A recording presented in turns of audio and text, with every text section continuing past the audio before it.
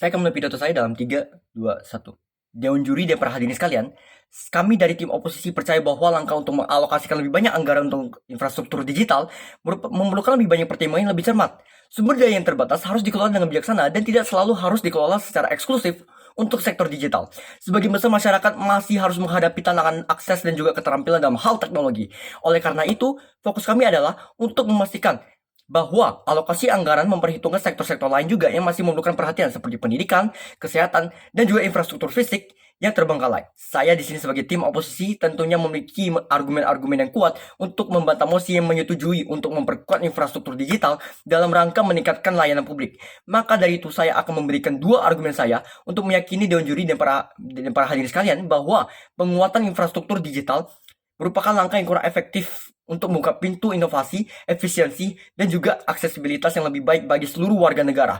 Argumen saya yang pertama tentunya terkait prioritas penggunaan anggaran, dan yang kedua terkait resiko meninggalkan sebagian besar masyarakat. Namun sebelum itu biarkan saya mendefinisikan beberapa kata kunci. Yang pertama terkait infrastruktur digital yang meliputi jaringan internet, teknologi informasi, dan juga komunikasi atau biasa disebut sebagai TIK. Yang kedua, mengalokasikan lebih banyak anggaran, berarti adanya peningkatan alokasi dari anggaran pemerintah untuk pengembangan atau peningkatan infrastruktur digital.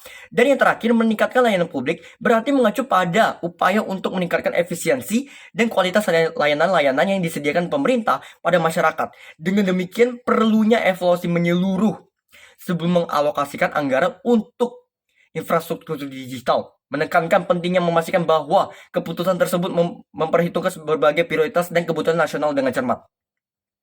Argumen pertama saya terkait prioritas penggunaan anggaran. Sebagai negara dengan sumber daya yang terbatas, pemerintah harus memilih dengan bijaksana dan dalam mengalokasikan anggaran publik. Infrastruktur digital memang penting, namun bukan satu-satunya prioritas yang harus dipertimbangkan. Sebagian besar masyarakat masih harus menghadapi tantangan dalam sektor-sektor vital seperti kesehatan, pendidikan, dan juga infrastruktur fisik yang terbengkalai. Misalnya, akses terhadap layanan infrastruktur dan juga kesehatan yang berkualitas masih menjadi masalah di berbagai daerah. Demikian pula, sekolah-sekolah yang membutuhkan renovasi mendesak agar bisa memberikan pendidikan yang layak bagi generasi-generasi masa depan kita. Oleh karena itu, kami dari tim oposisi percaya bahwa pemerintah seharusnya lebih memprioritaskan alokasi anggaran untuk sektor-sektor ini yang memiliki dampak langsung pada kesejahteraan rakyat. Yang kedua, terkait resiko meninggalkan sebagian besar masyarakat. Kami memperhitungkan adanya resiko bahwa fokus yang terlalu besar pada pengembangan infrastruktur digital akan meninggalkan sebagian besar masyarakat yang masih belum siap ataupun mampu mengejar perkembangan teknologi tersebut. Meskipun internet dan juga teknologi telah menjadi bagian tak terpisahkan dalam kehidupan modern, masih ada sejumlah besar individu yang tidak memiliki akses ataupun keterampilan digital yang memadai. Ini termasuk masyarakat pedesaan, orang-orang tua, dan juga kelompok-kelompok yang masih membadai. Dan rentan-rentan lainnya. Dengan mengalokasikan lebih banyak anggaran untuk infrastruktur digital tanpa memperhatikan kebutuhan ini, kita bisa memperdalam kesenjangan digital yang sudah ada. Kemiskinan sebagian besar masyarakat yang sudah terpinggirkan. Oleh karena itu, sebelum memperkuat keputusan besar, investasi tersebut tidak hanya menguntungkan sebagian kecil masyarakat yang sudah terhubung secara digital, tetapi juga menyentuh dan memberdayakan seluruh lapisan masyarakat. Dan maka dari itu, dengan demikian saya memiliki solusi dan juga saran yang dapat dipertimbangkan oleh pemerintah sebelum mengalokasikan anggaran-anggaran tersebut kepada infrastruktur digital demi peningkatan layanan publik. Yang pertama, terkait pengintegrasian infrastruktur digital dengan prioritas nasional. Pemerintah dapat mengadopsi pendekatan yang lebih holistik dengan mengintegrasikan infrastruktur digital ke dalam prioritas nasional yang sudah ada, seperti kesehatan dan juga pendidikan. Misalnya, pengembangan aplikasi dan juga platform digital yang sudah mendukung layanan kesehatan dan juga pendidikan dapat menjadi bagian dari strategi yang lebih luas untuk meningkatkan aksesibilitas dan juga kualitas layanan di sektor-sektor ini. Yang kedua, kita bisa meningkatkan investasi pada pelatihan digital dan juga aksesibilitas. Untuk mengatasi resiko meninggalkan sebagian besar masyarakat, pemerintah dapat meningkatkan investasi dalam pelatihan digital dan juga peningkatan aksesibilitas teknologi.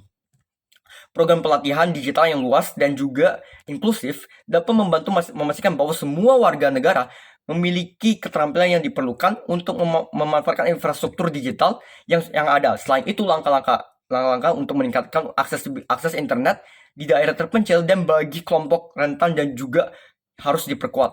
Dan terakhir, kita dapat mengevaluasi reguler dan juga pembaharuan kebijakan.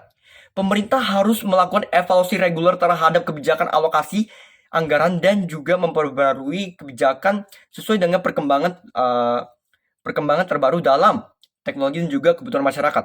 Dengan melakukan evaluasi yang cermat, pemerintah dapat mengidentifikasi dan juga menangani masalah yang muncul serta memastikan bahwa alokasi anggaran tetap relevan dan juga efektif.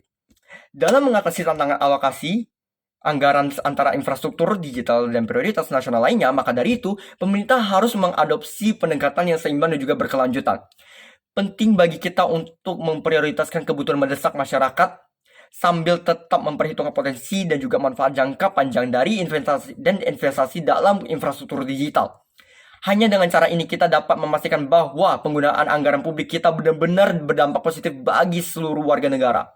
Saya Vincent dan saya sangat puas sekali dengan argumen-argumen dan juga saran solusi yang dapat saya berikan sebagai pertimbangan bagi para pemerintah sebelum mengalokasikan anggaran-anggaran tersebut untuk infrastruktur digital dalam rangka peningkatan layanan publik.